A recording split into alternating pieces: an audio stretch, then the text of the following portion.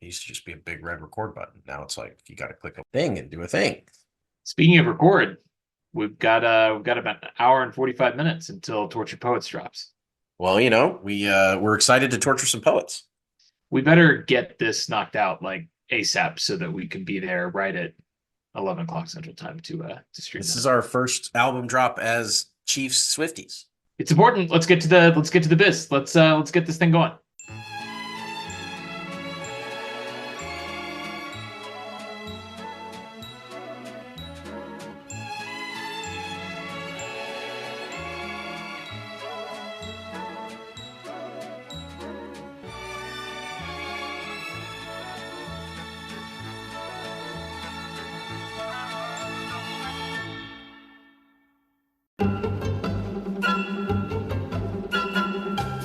Welcome in to It's Always Sunny in Chiefs Kingdom. I'm Austin. You can find me on Twitter /X at Real Bird Lawyer, on Blue Sky at Bird Law Expert. Here with me as always, my co-host Taylor, fellow Swifty, at Taylor_Witt on Twitter /X, on Blue Sky at Taylor and Witt. What is going on, buddy? Gotta ask, what's with you still plugging Blue Sky?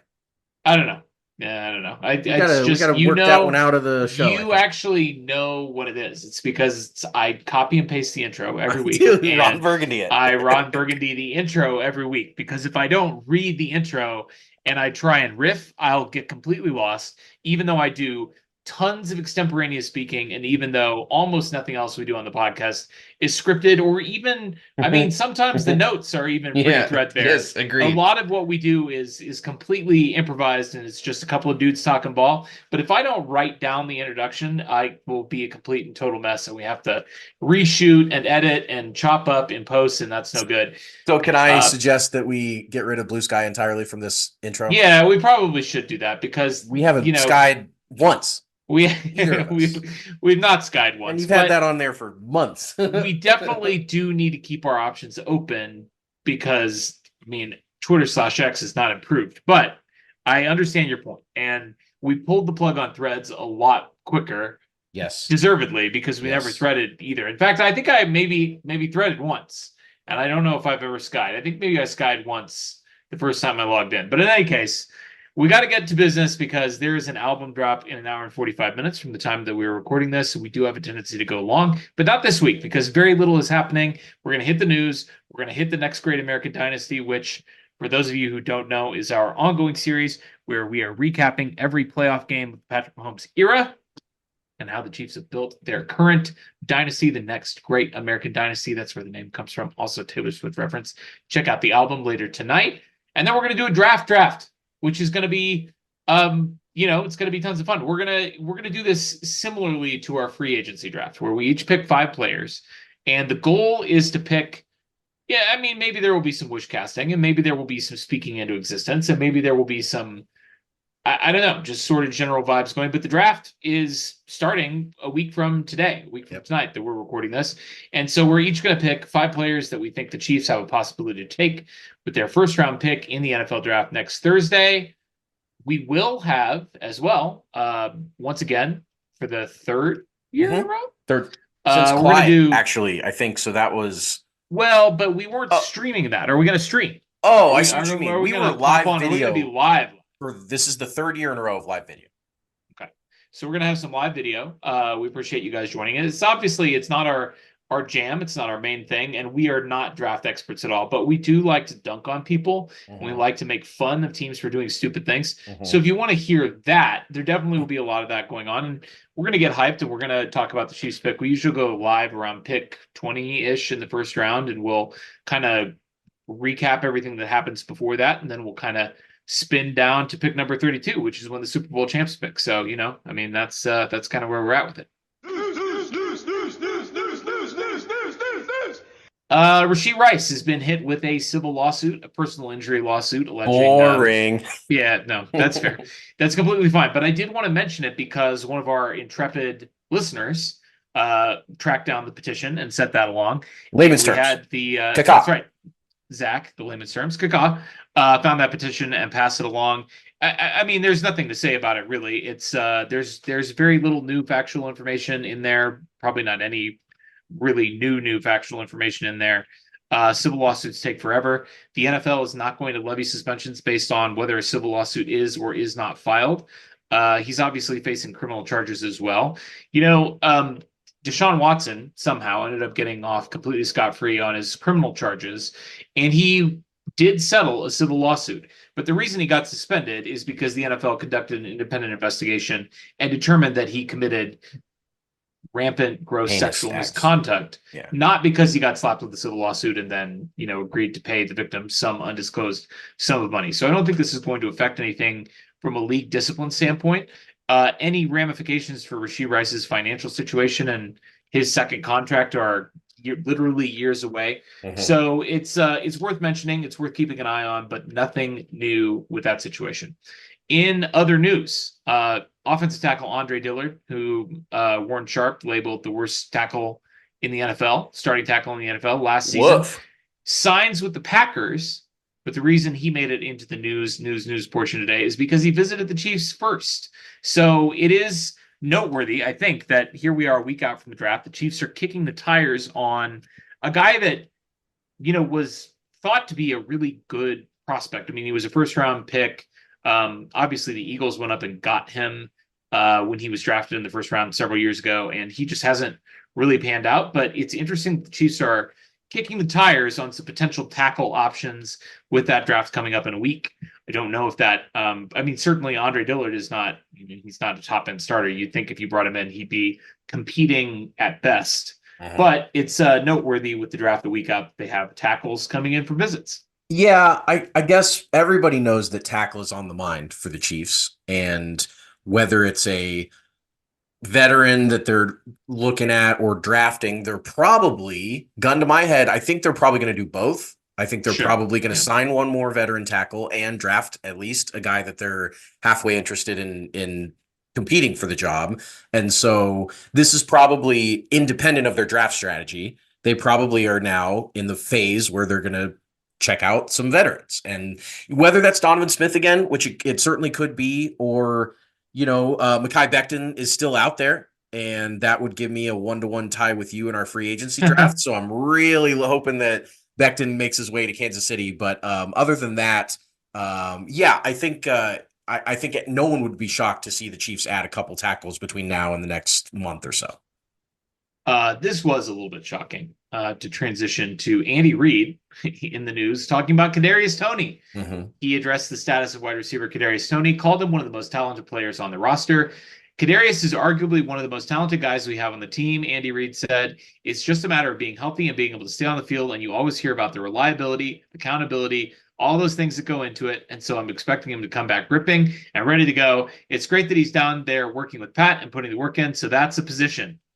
Listen, we like Kadarius. It's just a matter of having him on the field. So that's position. I mean, it's obviously the height of offseason coach speak, and Andy is not getting the regular weekly media availability. This was an interview with Pro Football Talk, so I fortunately was able to consume this through Ari Mirov and not through the original source. Yeah. Who is being a complete bozo lately, as always. Yes, awful. But awful. An interesting little snippet. This was a guy that I mean, certainly when the Instagram Live came out the week before the Super Bowl, seemed like he was cooked.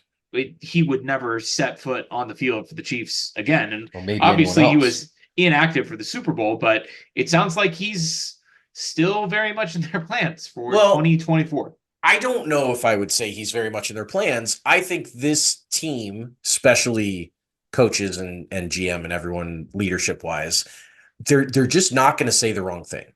They're not going to say, we're really disappointed in Kadarius. We're really, we wish that he would have been available, but he really let us down with blah, blah, blah. I mean, they're not going to say what the fans think and want them to say, because that's not their MO. That's not how they've operated. They don't throw guys under the bus. It's always positive. It's always next day and wait for processes to play out. And we'll see how it goes. And this thing rolls. And like all this coach speak that Andy says really shouldn't mean much as far as how they're viewing their players. Like it just doesn't, they're two completely different ideas. So I wouldn't be shocked at all.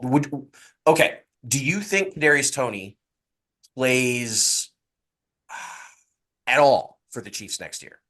Yeah, I think he might. I don't know. I mean, it's obviously up in the air, and we're still pre-draft. We don't know what the Chiefs' plans are going to be in the draft, whether they're going to be drafting one or more wide receivers in the draft. We probably will add at least one, and then it kind of depends on where. If it's a first rounder, if it's they take one guy in the fourth round, and he's going to come in and compete. Like, what about Justin Ross? I'm just saying what's going to happen with Rashee Rice. I mean, I think there's obviously a lot up in the air with the wide receiver position at this stage of the offseason. So I think you make a good point in that they're clearly keeping their options open. They don't want to close the door on Kadarius Toney coming back because he does have a lot of ability. I mean, sure, why not? And they don't really save any money from cutting him with him still being on his rookie contract. So, I guess I get it, but it was a little bit surprising.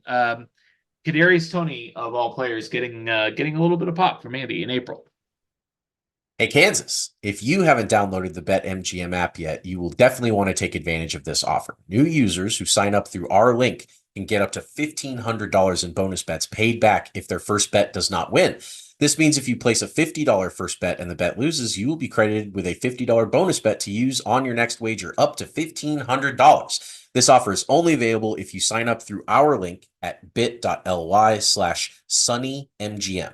You can find the link in the episode description to start signing up. Again, the link is bit.ly/SUNNYMGM. This offer is only available to new customers who are 21 or older and physically present in Kansas. Please gamble responsibly. If you or a loved one has a gambling problem, call 1-800-522-4700. Check the episode description to see if you qualify.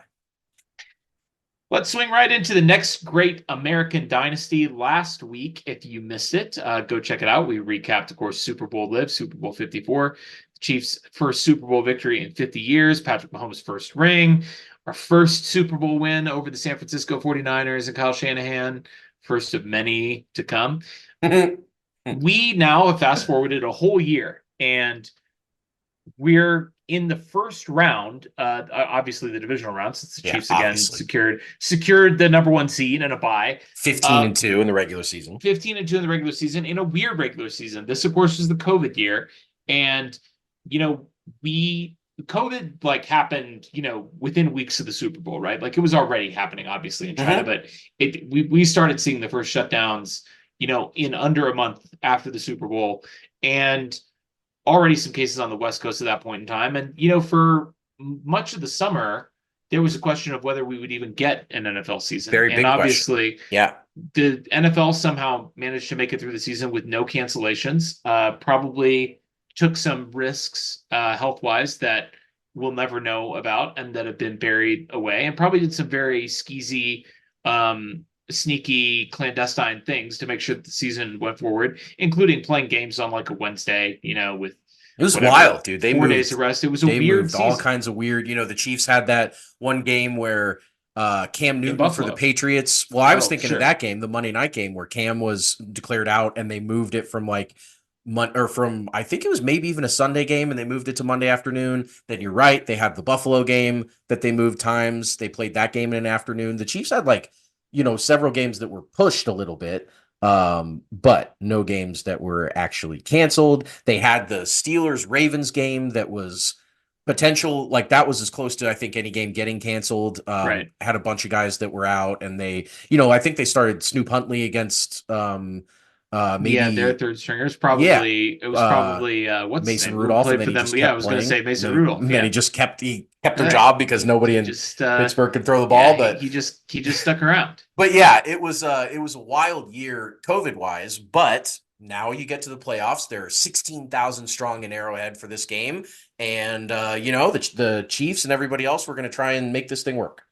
The Cleveland Browns coming to town after their first playoff win in God knows how long. I literally don't know, but it was literally in forever. And their coach, Kevin Stefanski, did not coach in the previous game because he had tested positive for COVID. That's right. So he was out for that game. The Browns jumped out to a 28-0 lead over the Steelers at Heinz Field and ended up beating them 48-37.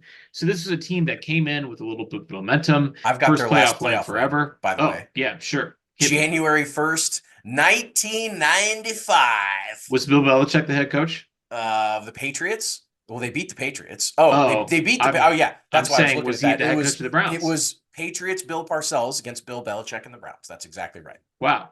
So there you go. Their first playoff win since Bill Belichick Beat the in Patriots. 1995 beat the Patriots. Yeah. Sure. Yep. And Bill Parcells. Wild. Yep. So this was a team that was certainly riding a little bit of momentum. And let's not forget, in addition to this being an incredibly bizarre regular season, just COVID wise, everything that was going on with the league, and to be clear, everything was going on in the world. Sure. This is a really weird year. Time. A really weird year. But the Chiefs had that strange streak in the second half of the season where they did not cover a single game after they beat the Jets and blew out the Jets midseason. All of their games were close. They were not blowing anybody out. They were winning these games by a single score or less, but they were winning every game. And so this is one of those games. It felt like almost a little bit like the Colts in 2018, which we recapped a couple weeks ago, obviously, when the red hot, Andrew Luck Colts came in, and look at them blowing out teams down the stretch. And, this Chiefs team didn't finish super strong. Like, are they going to be able to deal with this team that's coming in with momentum? And the Browns won 6 out of their last 8 games coming into the playoffs, and then beat the Steelers, and not as close as the final score would indicate. I mean, like I said, they were up 28-0 and then just absolutely coasted in that game against the ghost of Ben Roethlisberger, who somehow made came it back to the another following year and then managed to have the same thing done to him by the Chiefs the very next year. We'll talk about that in a few more weeks. But this was a team that had some momentum. So let's get into the Chief system, or perhaps not the Chief system. Perhaps not the Chief system, because, when we made the Chief system, I was under the impression, and I was pretty sure this gut feeling was correct, that the Chiefs always follow the Chief system. It's just how it had been. I had watched enough Chiefs games, saw how they won, and eventually I was like, you know what? They do this thing the same way every single time, and I'm going to make a system for it. Until Chiefs v. Browns, January 2021. This game does not follow the Chiefs system, and it cannot. We cannot have the end of this game be separated entirely. We just can't do it. That's not how they rolled. So instead, we are going to do the system, the reverse Chiefs system. The reverse Chiefs system. Perfect. We are going to go, instead of create drama, handle adversity, inspire hope, engage physically, finish strong, separate entirely, aka the Chiefs system that you all know and love. We are going to start the game with separate entirely and work our way down through finish strong, engage physically, inspire hope, handle adversity, and then create drama at the final gun of the game. So, and I think anyone who remembers this game understands exactly why we have flipped this on its head. And if you don't, we're about to talk about it. If you don't, buckle up, You're guys, because boy, this one's nuts. I did have this note, and just to dovetail with what you were talking about, the last 7 games for the Chiefs before this game were wins of 33-31, 35-31, 27-24, 22-16, 33-27, 32-29, and 17-14. For those keeping track at home, 6 was the largest win in that stretch. They won them all, but they were figuring it out. Now, 4 of those 6 of 7 games were on the road. I mean, at Vegas, at the Bucs, at Miami, at New Orleans. So it's not like, they were playing the worst teams in the world, but, that home win against Atlanta was 17-14. Atlanta was terrible that year. There's no reason why that game, the 14-1 Chiefs should have played the, 4-12 Falcons any close, but they did. And so, we start off this game, and we're going to start off with separate entire, because the Chiefs faced the 1 3rd down on the opening drive. It was a 3rd and 2. Tyreek Hill and end around for 4 yards. And then they marched right down the field. Mahomes rushed the ball in, tossed it into the stands, screamed, flexed, did all that stuff. Butker comes out and separated entirely from the uprights. He goes wide left, and the Chiefs were up 6-0. Now, the Browns did answer this immediately with a little field goal drive of their own to make it 6-3, but then the Chiefs really cranked up the S. They got a touchdown to Travis Kelce. Butker actually did make the extra point on that one. And then after a punt, Butker with a redemption 50-yard bomb. And then one of the most memorable plays of this game before it got super dramatic was a Dan Sorensen destruction of a tackle on a play that Rashad Higgins went to the pylon and was about to score for the Browns to make this game tight. And Sorensen forced a fumble, across the pylon out of the end zone. That's the classic play that everybody bitches about, that, it is too Browns harsh of a fans are still punishment. And in Browns ruins about fans that play. will literally tell you today that was still completely, they said he led with his head. Sorry guys, it was mostly shoulder. It was totally legal. The refs looked at it because it was a turnover. It was fine. So Dan Sorensen separates entirely Rashad Higgins from the ball, and the Chiefs are marching. They are well on their way to this game. They're up 16-3 early on. What'd you think about how the Chiefs separated right out of the gate in this game? I feel like our work here is already done, but it's not. It's and not. I'm completely discombobulated by the reversal of the Chief system, but it is appropriate in this case because this felt like it was going to be. And again, let's not forget, the Chiefs had not blown anyone out in literally half the season. And this felt like, we had seen this before. Obviously, they came out flat against the Texans, but they came out and dominated the Colts the year before that. And there had been some playoff performances where the Chiefs just came out and looked like a better team and dominated from start to finish. Not last year in the Super Bowl run, and certainly not in the back half of the year in the regular season here. But this felt like, all right, the Chiefs had the bye. The Chiefs have been working on, they spent the last half of the season figuring their stuff out, and maybe it didn't always look pretty, but here they are. Here's the defending champs. This is what they're supposed to look like. And separate entirely. The Dan Sorensen play, to me, I know this isn't the rule, but the ref is never going to call. How else is he supposed to make the tackle in that situation? Yep. Because who else led with his head? The ball carrier. Yeah. Higgins. Yes. He's diving for the end zone. How else can you tackle him in that situation unless you are also going to the ground with your head? It's not like you can slide your feet in there as he's going in with his head and tackle him with your feet. Nope. And it's not like you can get him with your arms. And what do they want you to just watch him? That's the only way you can make that play. And that is essentially what Browns fans have told me when I've made this argument in the past, is that, basically if a guy gets to the 2-yard line or the 4-yard line, whatever, NFL players can dive into the end zone from probably some absurd distance away. So I'm sure it's further away than I think. But in any case, that is essentially what Browns fans told me, which is basically once a guy gets there and he dives in with his head, you gotta just watch him. You gotta just give him a pat on the back. Good job, bro. There's no way for you to make a legal tackle. That's just a touchdown every time. Which obviously they'll also say that the league is soft and that it's you can't have it both ways, guys. Whether that's how the letter of the rule reads or not, that play is never going to be called as an illegal hit because it's a bang play. Both guys are diving to the end zone. Both guys are leading with their front halves. Yeah, that's fair. But this felt like it was going to be a very comfortable win, and boy, buckle up. And also let's not forget this Chiefs team that was 15-2. One of those losses was a backups to the Chargers that didn't count, so they were basically 15-1. And the one loss was that fluky home game to the Raiders that it was 40-32, and it was the Raiders in an empty stadium. In an empty stadium, they were on a heater. The only time that Derek Carr's ever walked into Arrowhead and felt okay. So this team was.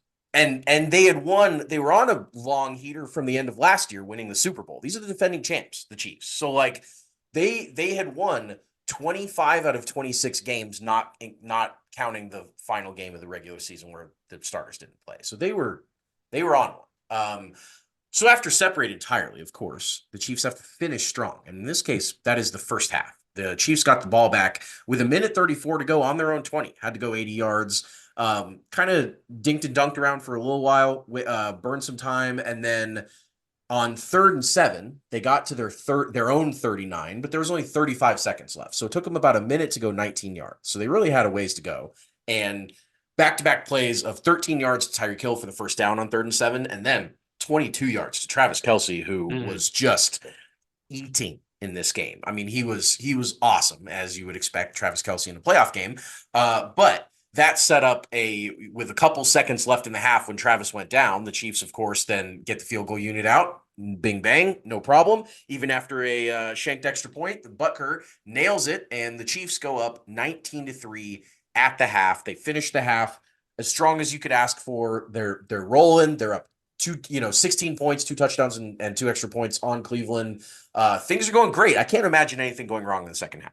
No, I can't either. I mean, again, this is a team that was out to a 28-0 lead against their previous opponent on the road, Right. and now has come to Arrowhead and has fallen behind 19-3. And frankly, had the Chiefs been a little bit better in the red zone and had Butker, made the extra point, this would have been an even bigger lead than it was. I mean, we can't forget that Baker Mayfield obviously has had a considerable fall from grace, but he's back, baby. He is back, and he just got paid like he's back. Yeah. But listen, I mean, like this was his best NFL season by far. I mean, he had a 96 quarterback rating. Yeah. 65.5 QBR, which is a career high by 11 points over his next highest season. That's funny. I mean, like the Browns with Baker and Kevin Stefanski were cooking this year. Yeah. They had some players, they had some talent, and this was supposed to be too a Kareem Hunt revenge game. It was. We haven't said his name yet.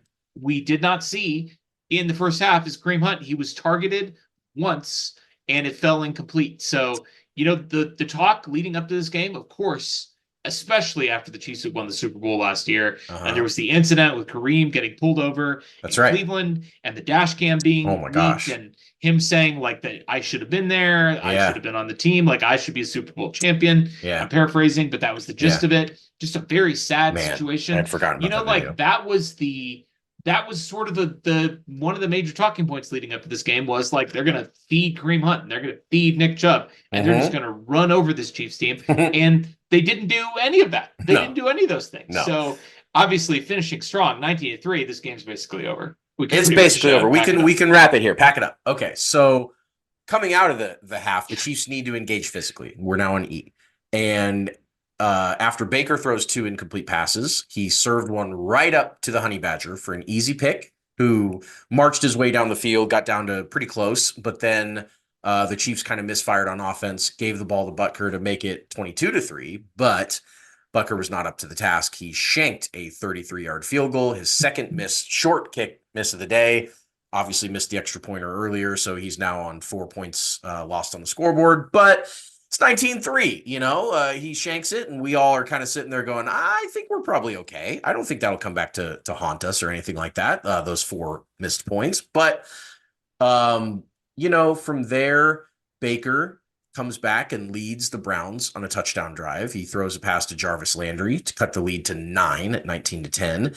And then the Chiefs on 3rd and 1, this is the moment of the game. Or the second, there are a couple moments in this game. But on 3rd and 1, Patrick Mahomes goes right guard, and for the second time in his career on a rushing attempt, on a short yardage rushing attempt, gets hurt. He goes for no gain, gets absolutely whacked, gets knocked out of the game.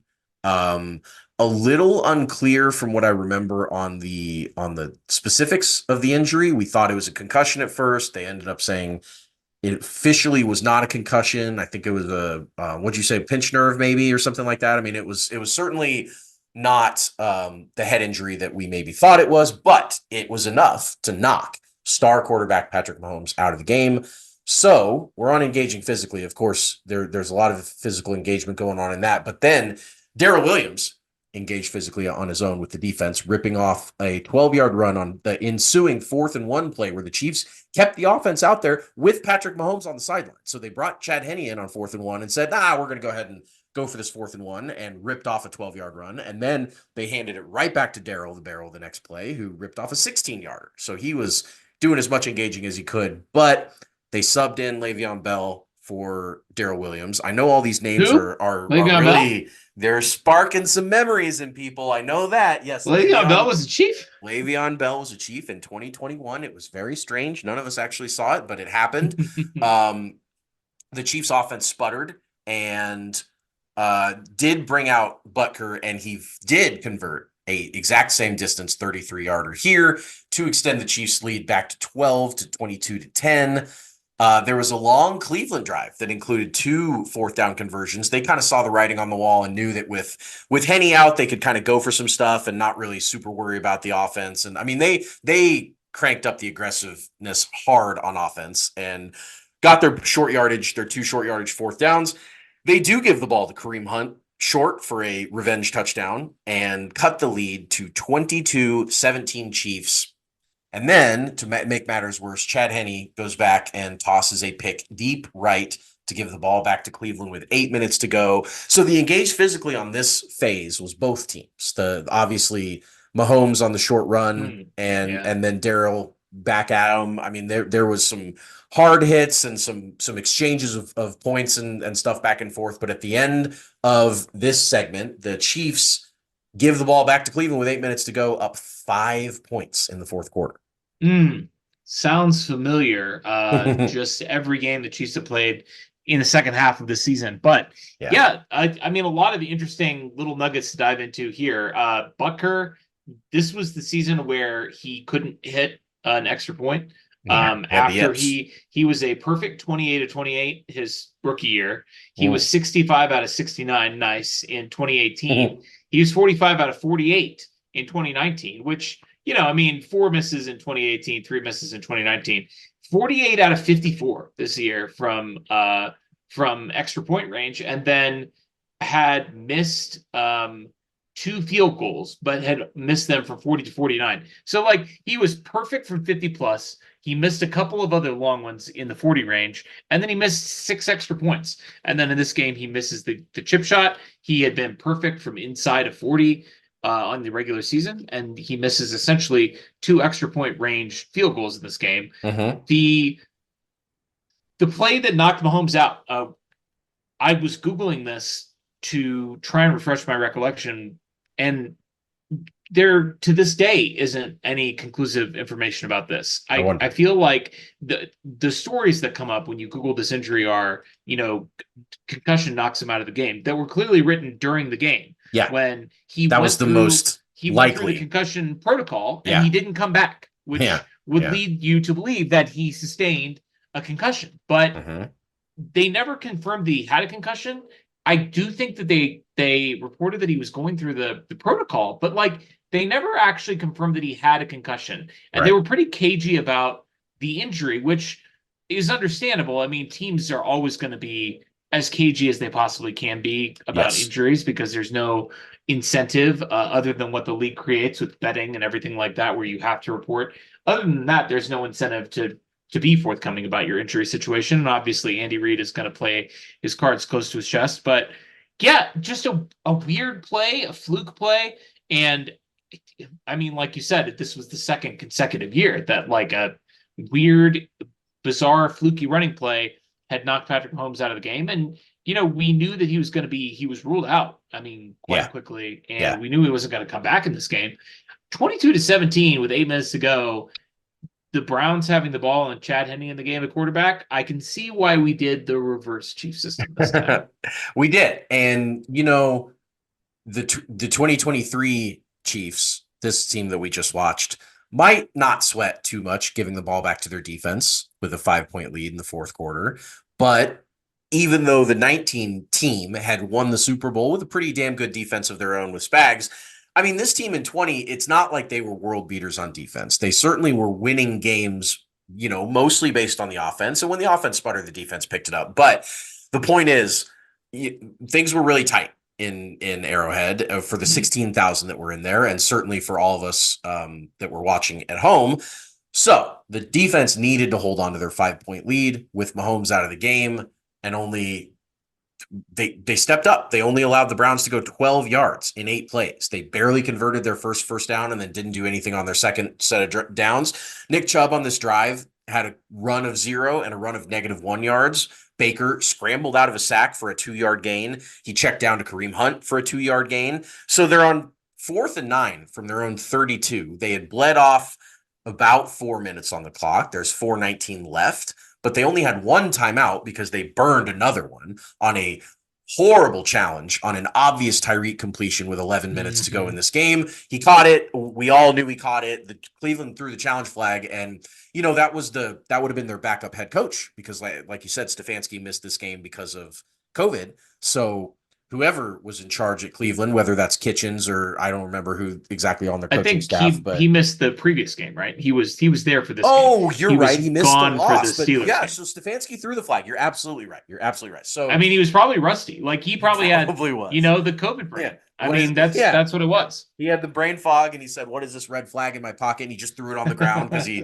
thought maybe the flag had COVID. And then next thing you know, he's challenging a dumb play. So that means that Cleveland only had one timeout, but they're facing a 4th and 9 from their own 32, and they're only down 5. So like, if they give this ball up if they go for it on 4th and they don't get it, like this game's pretty well cooked.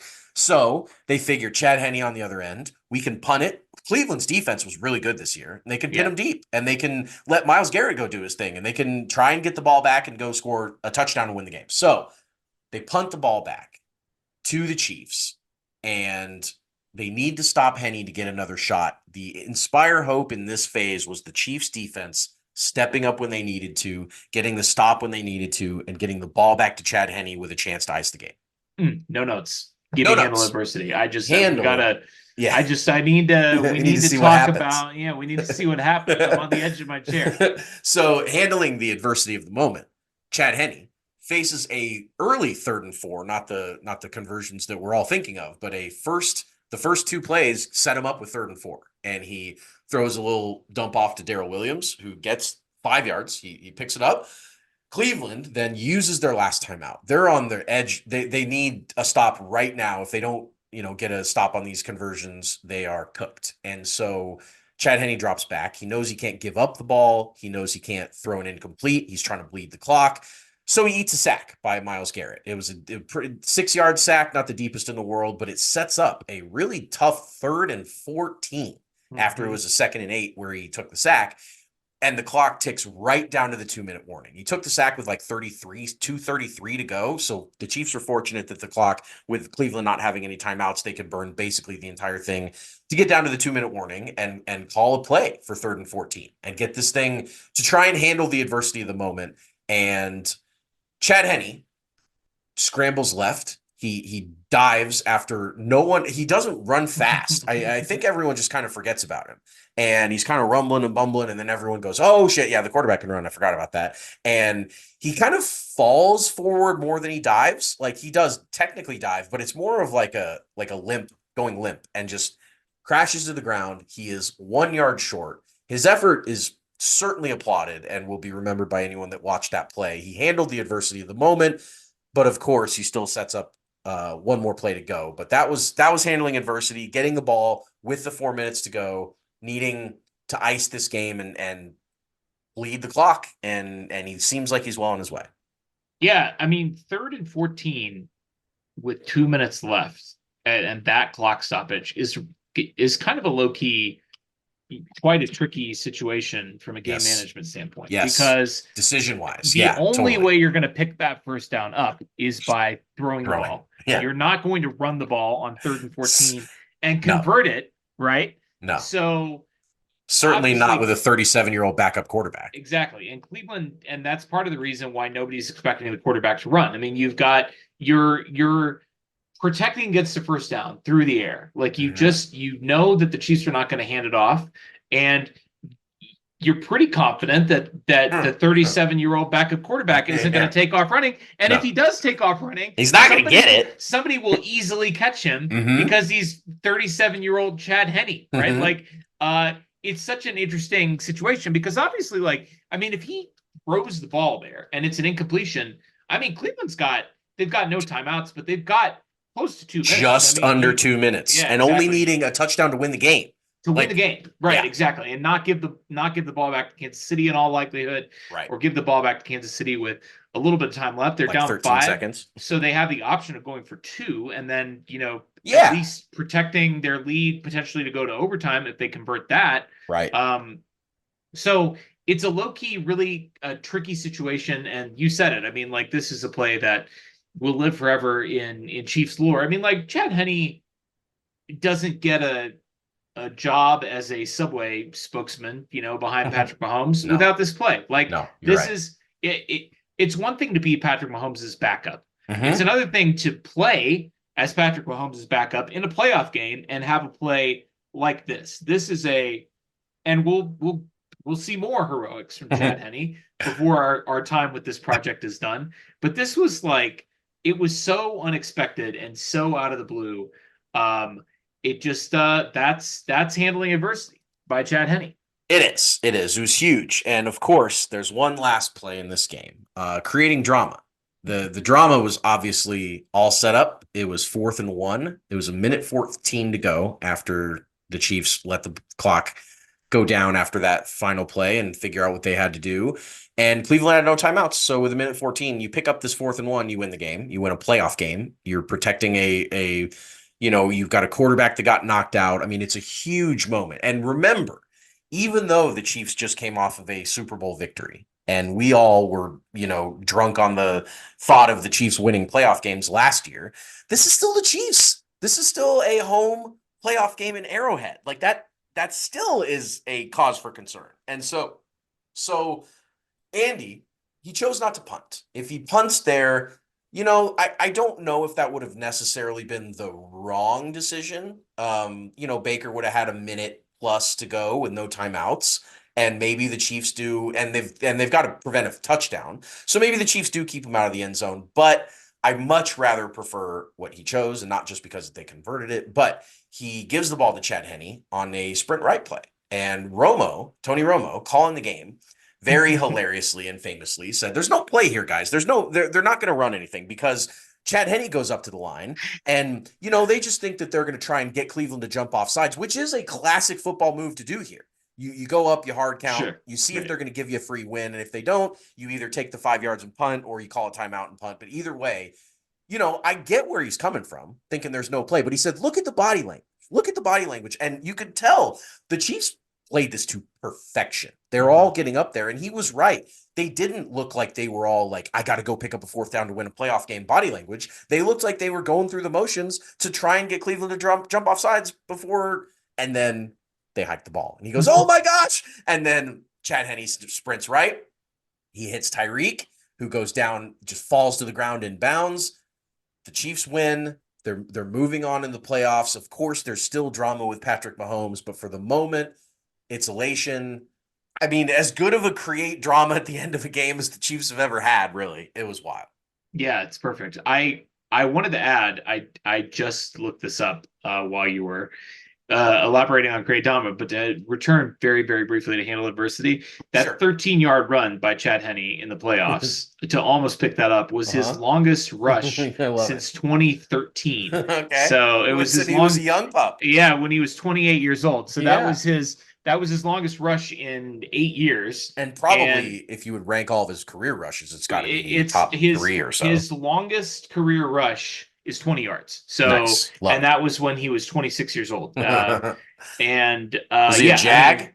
That was actually when he was in Miami. Miami, that's right. Yeah, that's right. That was still when he was on his rookie contract with the Dolphins.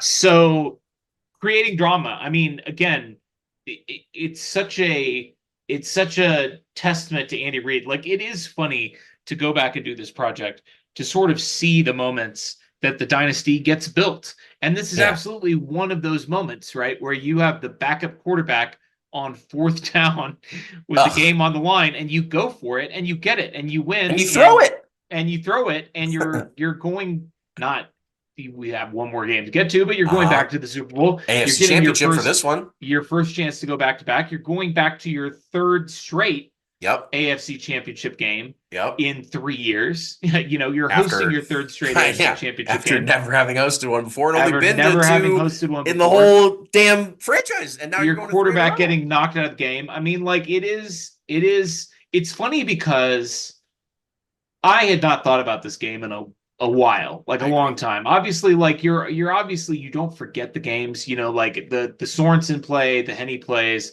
like you remember the moments, the really spectacular things that stick out. But like Browns fans are still salty about this game. Sure, When I see Browns fans interact about this, like whenever they interact with anything having to do with the Chiefs, they're complaining about the fact that the refs didn't flag Sorensen Yep. in this game from 5 years ago. That to us has faded into memory. The Thanos line, I don't even know who you are. Exactly. Like, you know, exactly. like their giant moment of pain is our like afterthought.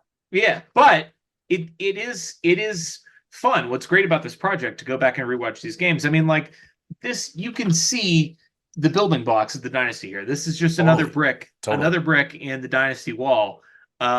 Getting the ball to Chad Henne on 4th down with the game on the line and Patrick Mahomes, on the sideline. I'm not saying that the writers are lazy, but we may see this trope again in the future. Sure. And let me ask you a difficult question that you're not prepared to answer. Okay, great. Of the 15 playoff games in the Mahomes era, what importance to you as a fan? How low is this game? Oh, it's close to the bottom. I agree. It's not. I mean, the one that we're doing in 2 weeks is at the very bottom because of the result. Well, but I mean the wins, the 15 wins. Oh, the 15 wins. So we're not counting losses. No, that's fair. I mean, it is like maybe literally dead last. What about the Pittsburgh win in a couple weeks? Yeah, that would be that. But it was 42-21. It was fun. Pat fun. had 5 touchdown passes. Didn't Trav had a touchdown pass to Byron Pringle. Pass in that game. I think that's better.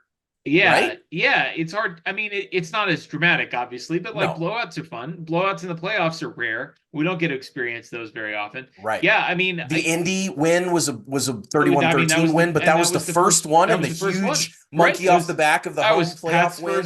Pat's first playoff win ever. I was thinking about this when I was recapping this game. I think it's bottom. It might be literally dead last. It's not important. It's not as important as any of the Super Bowls or the AFC championships right off the bat. Those games are right. Right. So you're talking about the Indy division game, which it's not. You're talking about the Houston division game, which it's obviously not. 13 seconds. Exactly. Nope. You're talking about Buffalo. Exactly. Well, right. the 13 seconds game. Yeah. And sure. Pittsburgh. Or at Buffalo. Or Jacksonville. Right.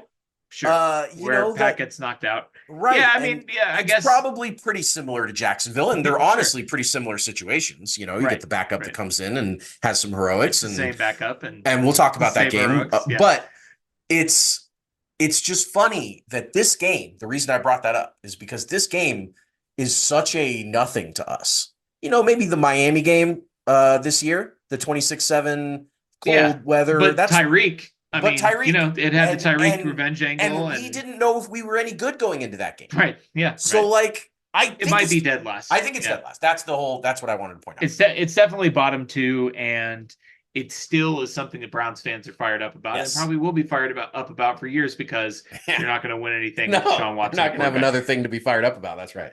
Let's do the awards, and then we got to cruise into our draft because we've got an hour until Tortured Poets drops. That's right. So, for those of you unfamiliar, our awards, we have 3 types of awards. We have our 5-star men. Who, through their play on the field, are screaming, "I'm a 5-star man." We have our trash men. I'm the trash man. I come out, I throw trash all over the ring, and then I start eating garbage. Who are eating garbage all over the field.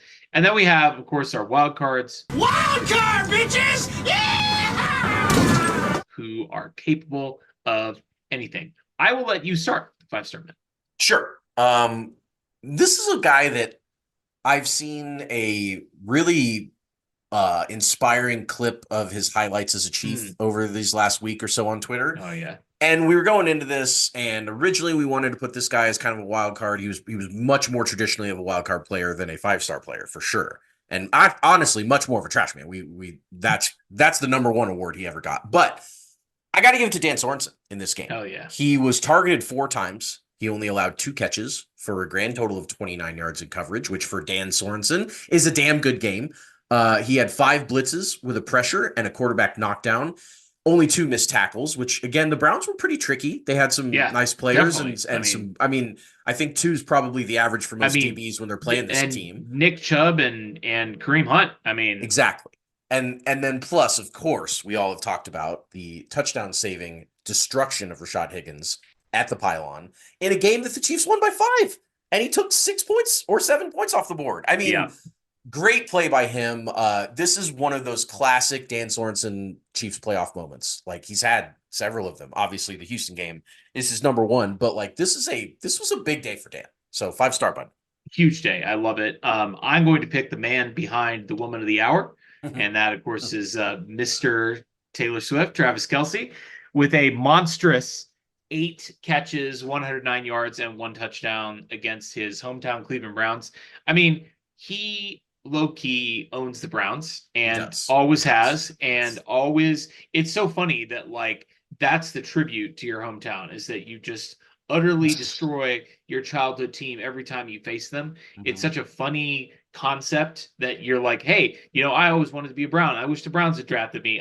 Well, I guess I'm going to drop, 150 yards and 2 tuds on you. I guess I'm going to beat you in the playoffs when you won your first playoff game in a million years the previous weekend. But yeah, I'll take Travis Kelce, and I'll take the first trash man. I'm going to go with a current former Chief, Charvarius Ward. Charvarius, this was like one of those games where I'm glad that he's doing what he's doing with the Niners, except when he's running his mouth and losing Super Bowls to the Chiefs. Chiefs. Paid for that. He did.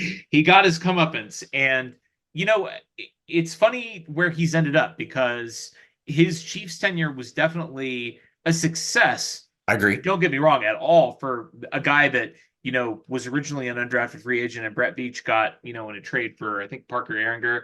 And I mean, obviously huge success by any measure for somebody with, no draft stock at all, coming over in, a late round pick swap, essentially. He got absolutely cooked in coverage in this game.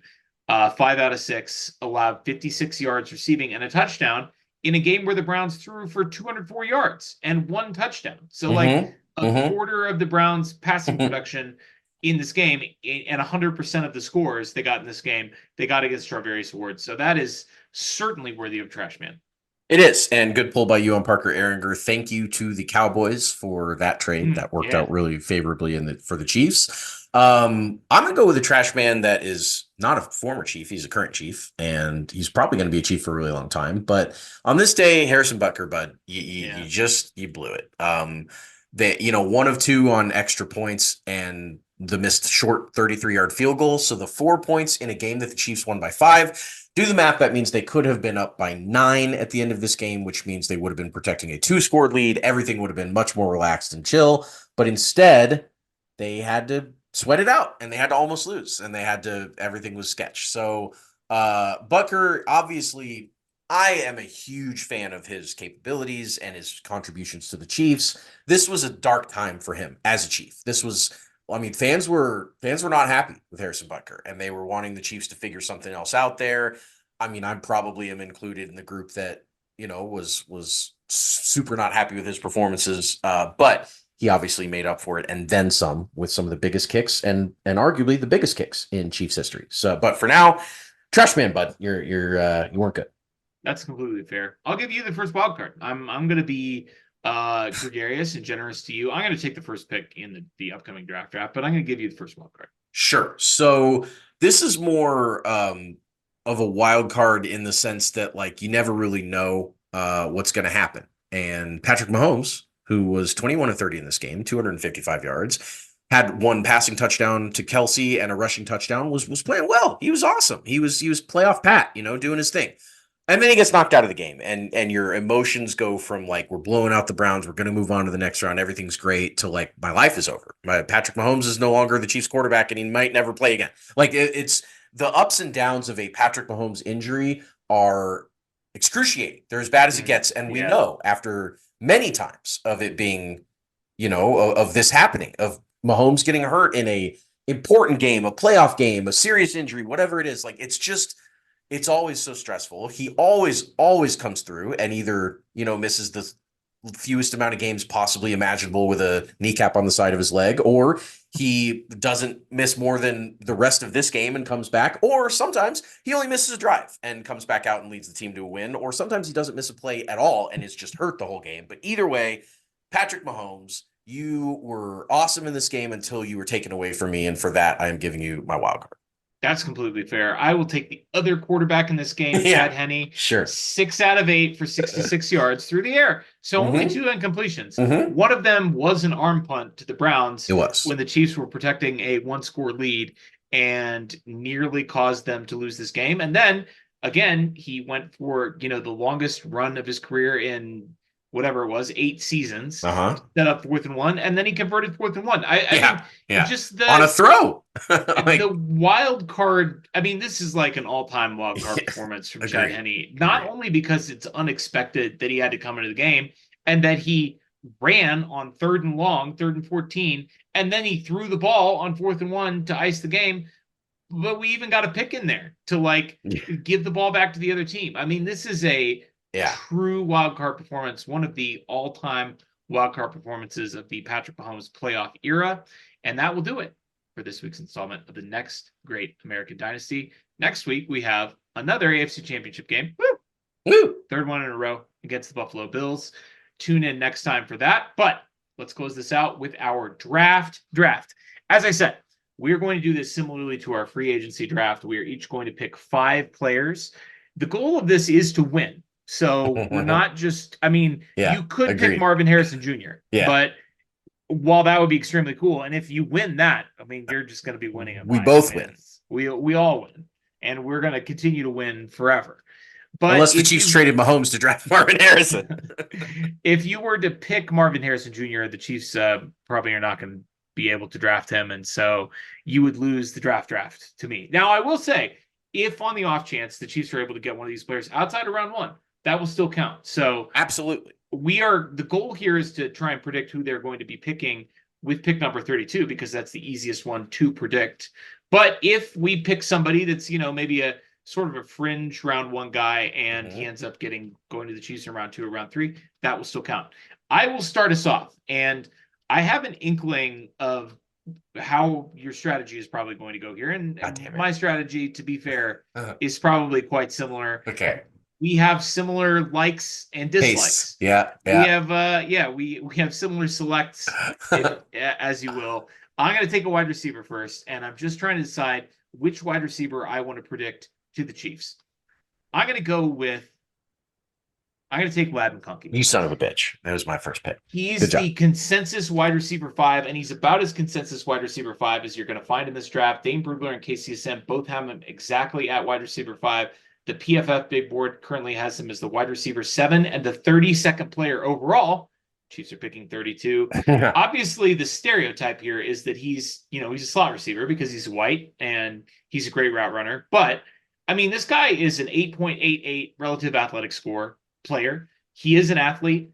Matt Harmon of Reception Perception was really impressed with him on the outside. Struggles against press, but, a lot of young players struggle against press, and you obviously get the opportunity as you develop some more functional play strength in the NFL and get more reps against it, because you're not seeing that very often necessarily in college. Really impressed him on the outside. He actually lined up outside 88% of the time in 2022, so 2 seasons ago. He scores crazy high in the separation metrics, and really, I think it would be cool to just get a guy who's just gonna be good. Right away. Wow. Listen, there's some other guys on here. In fact, not to give away my draft strategy, but I think the Chiefs are going to have an opportunity at pick 32 to take some guys that are extremely talented, but also really raw. I wanted to start off my draft with a player that I feel like could come in tomorrow and be able to produce in this offense. And I agree. I think the Chiefs would also probably like that. Notwithstanding Rashee Rice's development last year, they have not been good at developing wide receivers. So why not take a wide receiver that's already pretty developed and just let him come in and produce for you? That would be fun. Point of question here. My relative athletic score that I pulled on Ladd McConkey was a 9.34. I used the MathBomb site to do a comparison between players, looked him up, and because I was I was really interested in his RAS as well. So I don't know if you were pulling that from like a tweet or. Oh, that might have been an unofficial RAS. Okay, so this is Math Bomb's got him as a 9.34. I'm looking at it So right Math Bomb a month ago had him as an unofficial 8.88. So he actually improved. Oh my God, he's He like did. He's a awesome. much better athlete than He's in the I mean, 93rd He percentile. ran a 4.39. You know what I mean? Like that's Yes, he did. I mean that's 4.394. 95th percentile. I mean the guy's fast, right? He Like is. this is maybe the year of the white athlete because we obviously we have with we have a white cornerback who's going to be yes. taken in the first Yes, round. Cooper DeJean, yeah, from Iowa.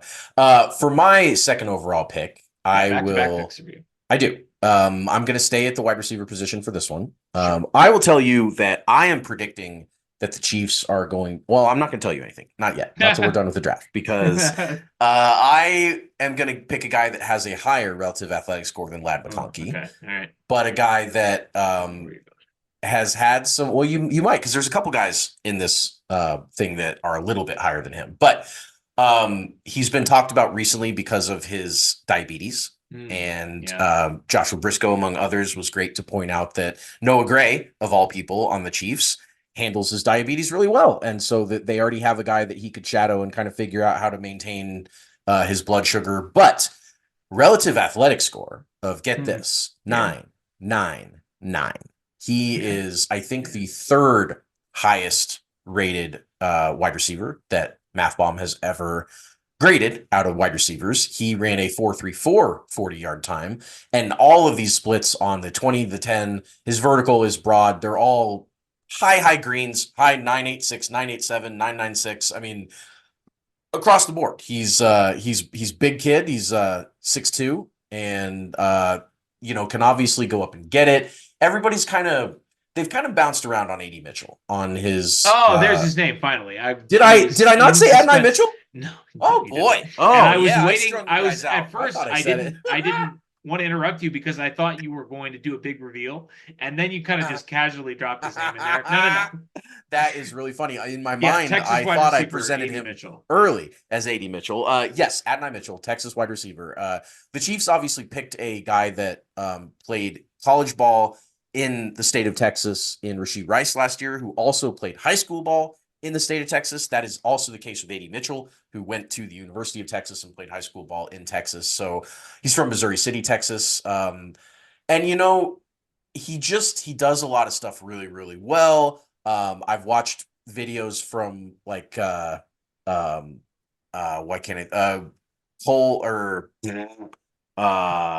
who does great draft coverage and has whiskey all the time, and Brett Coleman.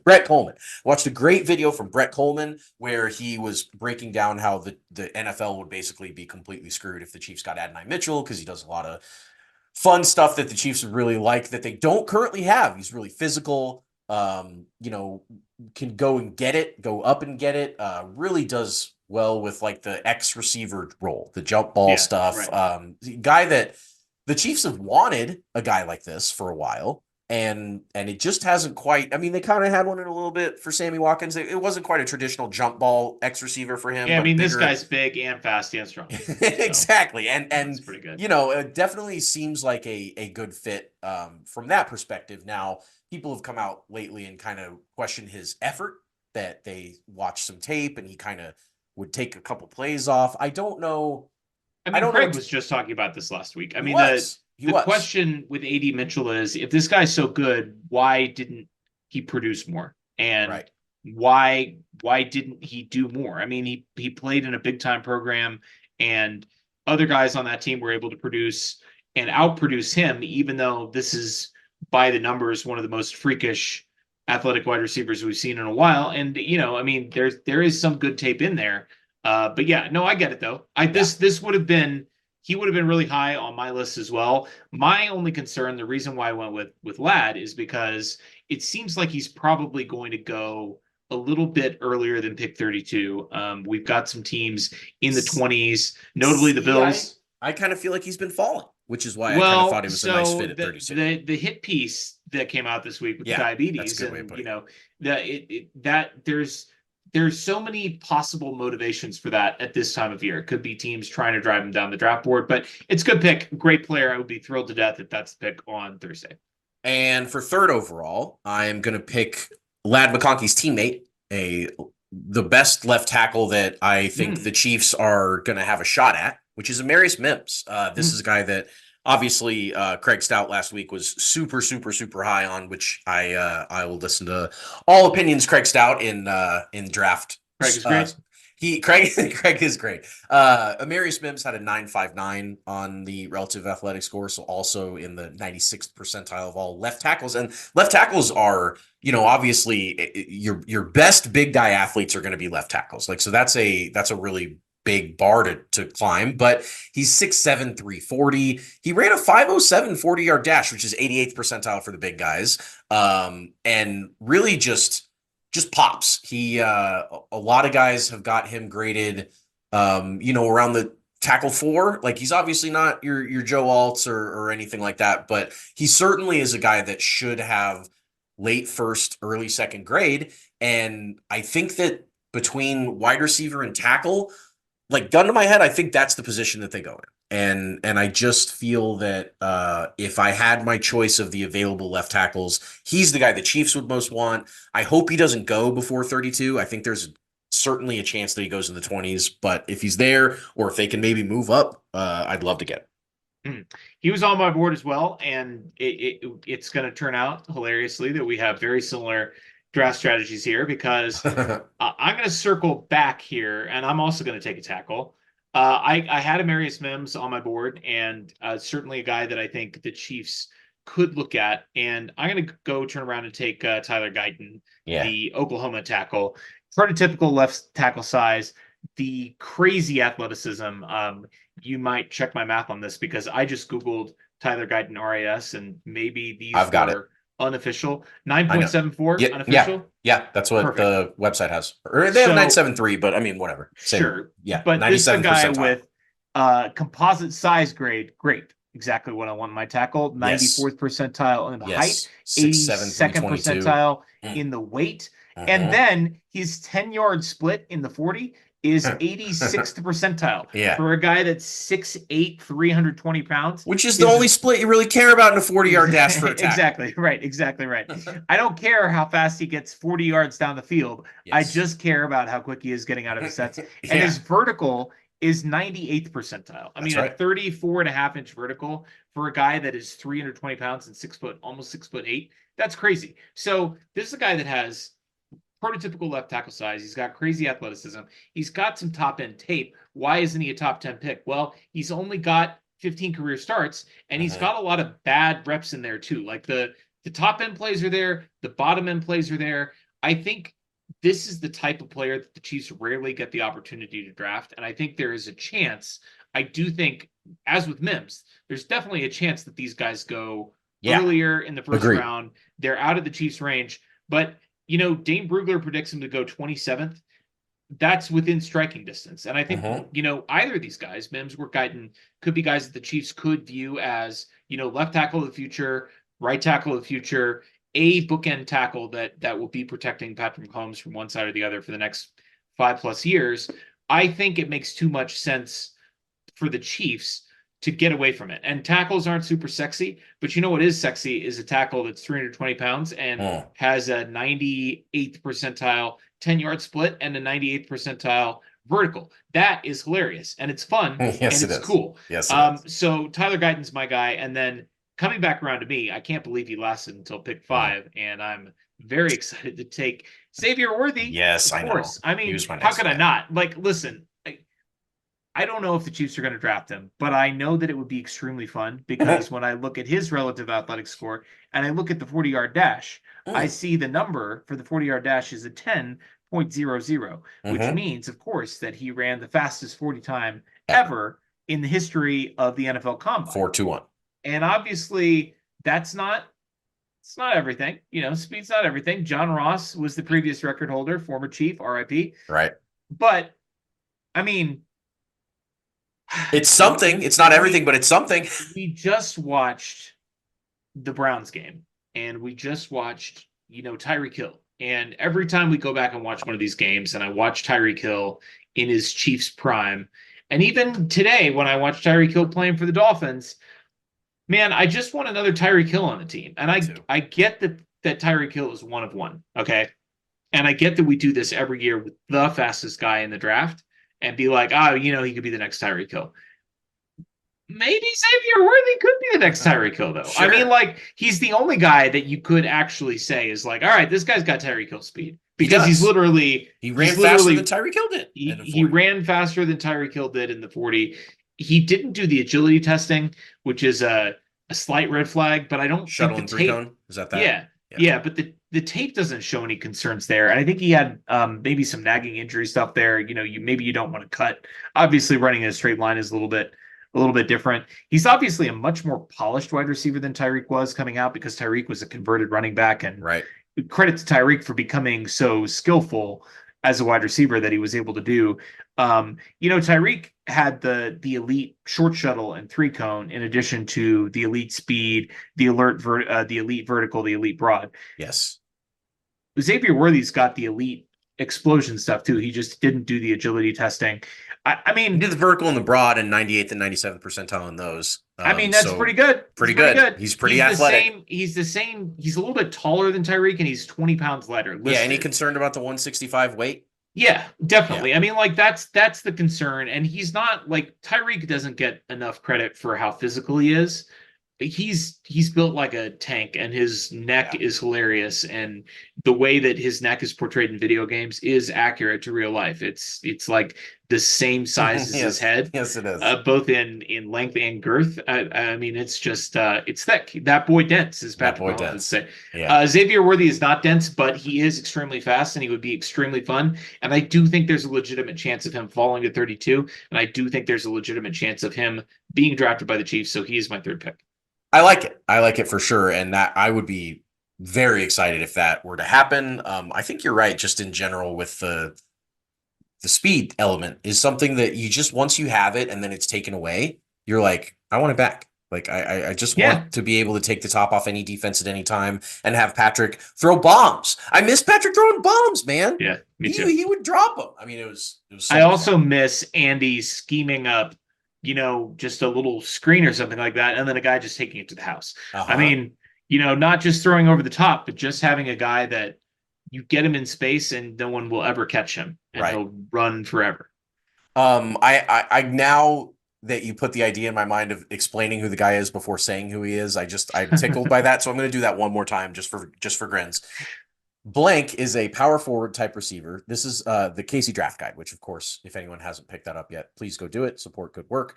Power forward type receiver that Kansas City does not currently have on their roster. His ability to win at the catch point is impressive, and with a quarterback like Mahomes, he is always going to have a chance to come down with the football. At the moment, his inability to win on his own might hinder his development in Kansas City. The Chiefs may lean more towards someone that is ready to contribute from day one. He might require some patience in case he might not have the time as they are ready to win right now. So that's his fit on the team. They comped him to Allen Robinson. This is Keon Coleman out of Florida State. And Good pick. And we are talking about players that we think the Chiefs, we're trying to win here. So Sure. I'm trying Yeah. to pick a guy that I think the Chiefs are going to draft. And while the KCSN draft guide might not be super, super fired up about his fit and think that he might take some time to develop, I think wide receiver out of Florida State, 6'3", is a guy that just feels like a Chiefs pick in the late first. Like his size, the way that he presents something that they don't have. I think Yeah, 6'3", 213. Yeah, I think they've been pining for the same thing we have as fans, which is we need a big guy. We need a big wide receiver. And they signed Hollywood. He's not a big guy. He's certainly got that He's the opposite Xavier of a Worthy big guy. type of body and speed and like that. If they pick up another short fast guy or small fast guy, it's not going to be the end of the world. But like, I think they need some more versatility in the offense. And so I would love a guy like Keon Coleman. He is my pick there. Yeah, And then- KCSN's wide receiver 6 and Dane Brugler's wide receiver 7. So I mean, Yeah, that would be yeah. He's a He's guy. also the second youngest wide receiver in the draft. I had him on my board as well. He's not going to be 21 until May. So right.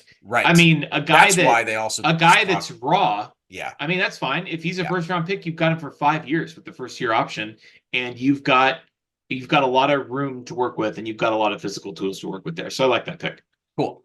And then I'm going to go back to the tackle I thought you Room. meant we're going to draft all wide receivers. Yeah, and tackles. well, you were trying to get in there and elbow in each other before we can draft all the good wide receivers. But I have heard nothing but great things, especially from Craig Stout, but from others as well, on Kingsley Sumatia. BYU tackle, guy that certainly, you know, I don't just want to say that the Chiefs are going to draft a guy because he's a tackle from BYU, because that's a little reductive, but relative athletic score does really like this guy at 940. So he's in the 94th percentile there. Pretty He's good. a little short for a tackle. He's 6'4", which you know, you kind of want maybe a little bit more height there, but 326 is fine on the girth, the meatiness, and I mean his bench is the 95th percentile. His 20 and 10 split, really, which again, as we talked about, is what you really want. He's even faster. He's at 926 10 split, which is, I mean, 92nd, 0.6 percentile. So he's really explosive. He is an 87th percentile on the broad jump. All that is to say that he played a mean tackle at BYU. The guys at KCSN on Kingsley basically said that how he fits, he's one of the youngest players in the class again. And film shows it. He has some maturing to do, but the potential for a good starting offensive tackle is definitely there. The Chiefs are a team that should be enamored with his skill set. He has the ability to be a plus player in the run game from day one, with growth potential in the pass game. I like that. I like the ability to go in and you know, I think he's probably going to compete, or he or any young left tackle that they bring in, unless it's somebody that they really feel can start from day one, they're going to have some competition there. They're going to have some competition from some guys in the room, from vets that they bring in, and it's not going to be a guy that's expected, I don't think, to start week one. At least that's not the feeling that I'm getting right now from the roster construction, which means if you can find a guy, especially if you like where he fits in the draft, that is a bit of a project, but you really like his upside, I mean, that's good with me. I really think Kingsley's a good fit. And again, smarter people than I that love the draft like him, and that's good enough for me. I like that pick. He was on my board as well, if you could tell from my reaction. A couple of things to add from my scouting report on Kingsley. He is the fourth youngest offensive tackle in Dane Brugler's top 32. So definitely, I mean, one of the youngest players in the class, at the tackle class, played about equal snaps at left and right tackle in college. So Chiefs aren't exactly settled at either spot. They obviously have, you know, a right tackle under contract, but you never know. There was some talk of shifting him over to left tackle last season before they signed Donovan Smith. Do they still want to do that? So you've got some flexibility there. And as far as the height goes, it was funny when you said, you know, he's not the tallest guy. He's 6'4.5", and that number for some reason rang a bell for me. And I looked up probably the best left tackle in the NFL currently, Trent Williams. How tall is he? He is the exact same height. 6'4", that's funny. 6'4.5". 253 on RAS. So I mean, even though it's 25th percentile in height, it must not be that big of a deal. And when Trent Williams came out, it was actually 31st percentile. So that means that the height of tackles is going up. Yeah, it means it's going up. Yeah, but I mean, obviously it worked out for him. I'm not saying that Kingsley is going to be Trent Williams because they're the same height. That obviously would be an absurd way to project that. But the point is, it might be an elite left tackle at that height, because we've seen it. There is one in the NFL that's playing an elite level right now in his mid 30s, and still one of the best players in the league. So I have two to close this out. I'll start off with, I'm going to break with the wide receiver offensive tackle duopoly here. And just for the sake of, because you have any other player in any other position right now. Just for the sake of having any other player in any other position and diversifying my portfolio a little bit, I'll go with Kool-Aid McKinstry, cornerback out of Alabama. I love it. I will preface this by saying, I don't think Brett Veach will go cornerback in round one for all the reasons that we kind of talked about with Craig last week. McDuffie was a absolute blue chip top 10 type talent for them. They went up to get him basically because they didn't think there's any way he was going to be there yet. Yeah. And other than McDuffie, the Chiefs' MO has been to take corners late and to bet on athleticism. And Kool-Aid McKinstry would be sort of a departure from that on both levels, because he isn't an elite athlete. We didn't get a relative athletic score for him due to lack of testing. And they would obviously be taking him in the first round. And maybe even would have to trade up. You probably could get him at 32, but you just never know how the DB market this year is going to fall. Seems like this is going to be a more offensive heavy first round, which would push him down the board, but he is one of the top cornerbacks on the board as well. But he's just, I mean, he's a super smart, super polished player. It's an obvious need with them having traded away L'Jarius Sneed. He is projected right around where the Chiefs are picking, give or take a couple of picks. So it makes a lot of sense. I mean, like, he's not Trent McDuffie. Trent McDuffie is an elite athlete. And, you know, aside from having the T-Rex arms, Trent McDuffie, you know, blew out the testing pretty much across the board and had all of that polish. But, you know, that was something that the Chiefs really liked about McDuffie, too. It was not just his athleticism, but just the fact that he was so smooth and so polished coming out of cornerback U, as some call it. And Alabama's the same way. I mean, obviously a very professional program, but the highest level of competition that you can get at the amateur level, it's not really amateur anymore since they're getting paid, but you know what I mean, Right. At the college level. And he's been a great productive player there. So I could see that happening. Kool-Aid McKinstry. And then I will close it out with another wide receiver. Of course. This guy is Dane Brugler's wide receiver 14 and a projected third round pick. He is KCSN's wide receiver 10 with the second round grade and PFF's wide receiver 11. He is not incredibly big, 6'1", 204 pounds, nor is he incredibly fast, a 4.5 40-yard dash. I love this guy. But he did wind up with a green relative athletic score by crushing the broad and the vert. The question is, why am I taking this player? And this, of course, is wide receiver Jalen Polk out of Washington. The reason I'm putting Jalen Polk on my board is not because I necessarily want or need Jalen Polk to be a Chief, especially at pick 32, which seems like, based on the consensus, a little bit of a reach. This seems like a player that maybe would be available in the second round, possibly at 64, you know, certainly might be available in the mid second round. The reason I'm doing this is simply because Peter Schrager, in his last mock draft, in fact, his first mock draft, he only does 2, I believe. Yeah. Picked him as the Chiefs pick at 32.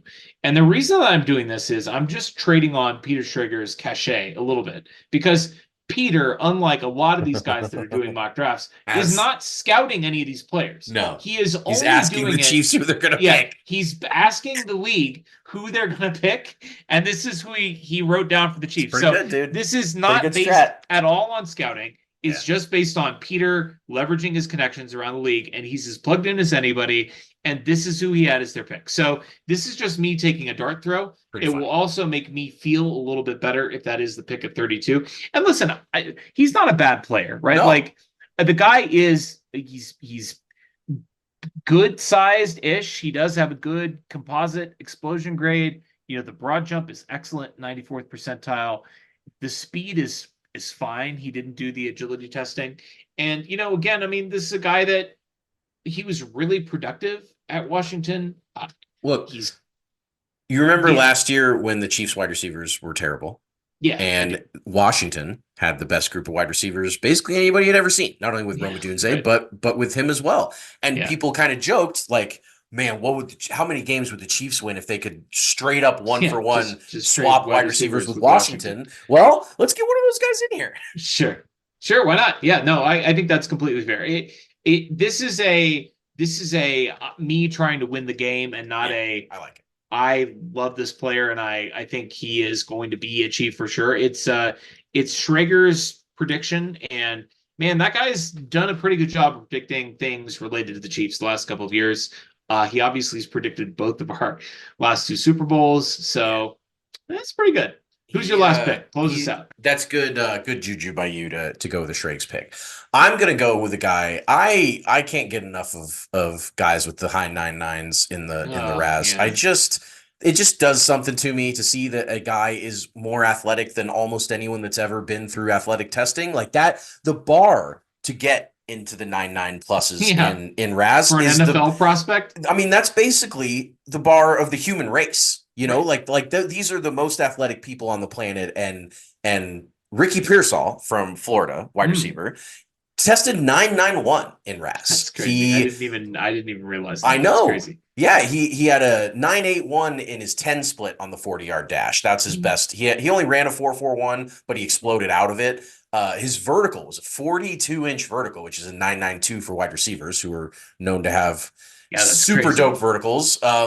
He's a guy that started off at Arizona State in college and then transferred into Florida for his final year and had a big game against Georgia, 6 catches for 99 yards, had a big game at South Carolina, 10 catches for 166 yards and a touchdown. He ran 2 touchdowns in last year. He kind of, they used his athleticism. He had almost 1,000 yards receiving, and if you add in his rushing yards, he had over 1,000 yards in offense in college with 6 touchdowns, and just seems like a guy that he's 6'1", 190. So he's not going to, maybe dominate physically imposing, but he's clearly extremely athletic. And he's clearly a guy that if you're going based on relative athletic scores, which, I do think that there's some consideration there. I know it's not the end all be all. I know you and I have kind of used that as a Bible for this draft process, because I just think that, again, it speaks to how athletic they are, and that's the thing you can't teach. We have coaches like the Chiefs are fine with coaching. And I mean the Chiefs have been, after Brett Veach's first couple of drafts where he was drafting a bunch of guys that just weren't athletic at all. I mean, the Chiefs have trended extremely strongly towards drafting athletic players. This. The last 3 or 4 drafts, they've just been drafting super athletes, with the exception of like Nick Bolton. That's like the only guy that they've drafted in the last. But then they added Willie Gay to that. So right, exactly. Like they definitely have, and Leo Chanel, and I mean they've hit home runs just. Based obviously on RAS. Creed, the most 10.0 athletic center of all time. Yes, exactly. So all that is to say that if the Chiefs are leaning towards athleticism in this draft, I do feel that Ricky Pearsall's a nice pick by them. I love it. So my team, my picks, my selects: Ladd McConkey, Tyler Guyton, Xavier Worthy, Kool-Aid McKinstry, and Jalen Polk. And you have A.D. Mitchell, Amarius Mims, Keon Coleman, Kingsley Sumiata, and Ricky Pearsall. So we will see if the Chiefs draft any of those 10 players. Maybe they get one of those guys to fall in the second round and we end up with a nice little 1-1 tie. I personally would be thrilled by that outcome. Tune in next week. We will be live with our draft coverage, and we'll certainly tweet about that and send it out. We won't be skying about it, but we will be Xing/tweeting about it. So stay tuned there, and we'll put something on the Discord as well. See you all next time. It's always sunny in Chiefs Kingdom.